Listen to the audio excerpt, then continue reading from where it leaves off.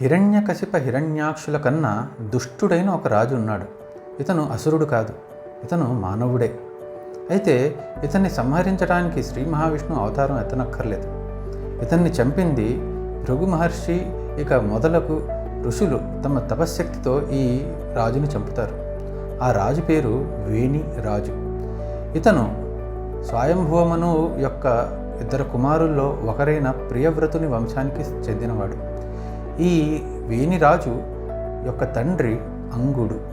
అతను చాలా ధర్మ ప్రవర్తనుడు. అతను చాలా చక్కగా ధర్మంగా ఉండి రాజ్యాన్ని పాలిస్తూ ఉండేవాడు. తన కొడుకు అయిన ఈ వేణిరాజు మటుకు చిన్నప్పటి నుంచే చాలా దుష్కర్మలు చేస్తూ ప్రజల్ని ఎల్లప్పుడూ కూడా కష్టాల పాలు చేస్తూ ఉండేవాడు.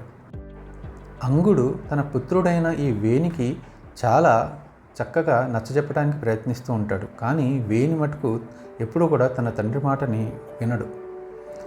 ఈ వేణు ఎప్పుడూ కూడా తను ఎలాంటి అధర్మ కార్యాలు చేయాలా అనేది ఆలోచిస్తూ ఉండేవాడు. అలాంటి ఆ కొడుకుని చూసి ఈ అంగుడు ఎంతో కలత చెందుతూ అసలు పుత్రులు లేని వాళ్ళు ఎంత అదృష్టవంతులో కదా అని అనుకుంటూ ఉండేవాడు. అయితే ఒకానొక సమయంలో ఇంకా అంగుడు వృద్ధుడైపోతున్న సమయంలో తను ఎవరికీ తెలియకుండా తన రాజ్యాన్ని విడిచిపెట్టి వెళ్ళిపోతాడు. ఇంకా తన కొడుక్కి ఎవరూ ఏమి చెప్పలేకపోతున్నారన్న నిస్పృహతో అతను ఆ రాజ్యాన్ని వీడుతాడు. ఆ సమయంలో ఇంకా వేరే ఎవరు రాజు లేరు కాబట్టి అందరూ కలిసి ఈ వేణునే రాజుగా నియమిస్తారు. రాజ్యాభిషిక్తుడైన తర్వాత ఈ వేణు ఇంకా తను విచ్చలవిడిగా పాలన చేస్తూ ఉంటాడు. తన పాలనలో ఎక్కడా కూడా ధర్మం ఏమాత్రం కూడా ఉండదు. తన రాజ్యంలో యజ్ఞయాగాదుల్ని చేయనివ్వడు. అలానే అసలు దేవుడిని నమ్మడు. అతను సనాతన ధర్మాన్ని చాలా చాలా భ్రష్టు పట్టిస్తాడు. ప్రజలందరూ కూడా ఓన్లీ రాజుని మటుకే పూజించాలి, దేవతలు వాళ్ళెవరు కూడా కనపడరు కదా, రాజు మటుకే ప్రత్యక్ష దైవం అని చెప్పేసి రాజుని పూజించమని తనకే పూజలు చేయించుకుంటుంటాడు. అంత అధర్మ ప్రవర్తనుడు.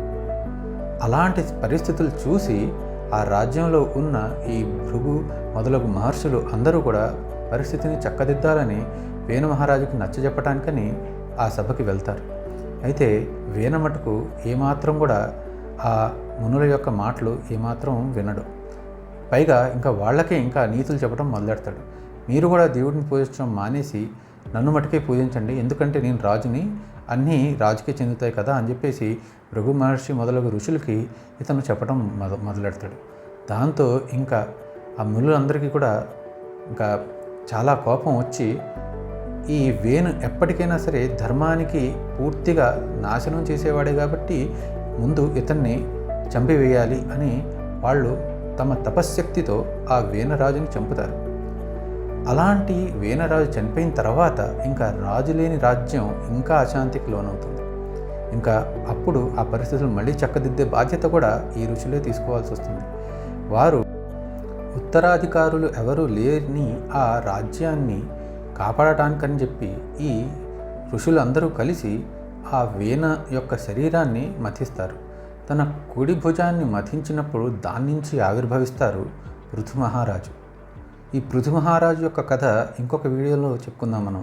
అయితే ఈ కథంతా చాలా సింపుల్గానే ఉంది కదా. మరి హిరణ్యాక్షుడు హిరణ్యకశిపుడు కన్నా ఘోరంగా దుష్టుడైన ఒక రాజు అని చెప్పారేంటి అనుకుంటున్నారు కదా. అసురులు, సో వాళ్ళకి అదే ధర్మం.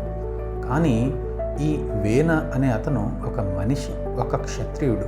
తన ధర్మాన్ని తను పాటించలేదు. సో అందుగురించే పెద్దలు ఒక మాట అంటూ ఉంటారు, స్వధర్మే నిధనం శ్రేయః పరధర్మో భయావహః అని. సో ఈవెన్ హిరణ్యకశిపుడు హిరణ్యాక్షుడు వాళ్ళ ధర్మాన్ని పాటిస్తూ ఉన్నారు. కానీ ఇతను క్షత్రియుడయ్యుండి తన ధర్మాన్ని పాటించలేదు కాబట్టి ఇతను ఇంకా హీనుడు అని చెప్పి శ్రీమద్ భాగవతం మనకు చెప్తుంది.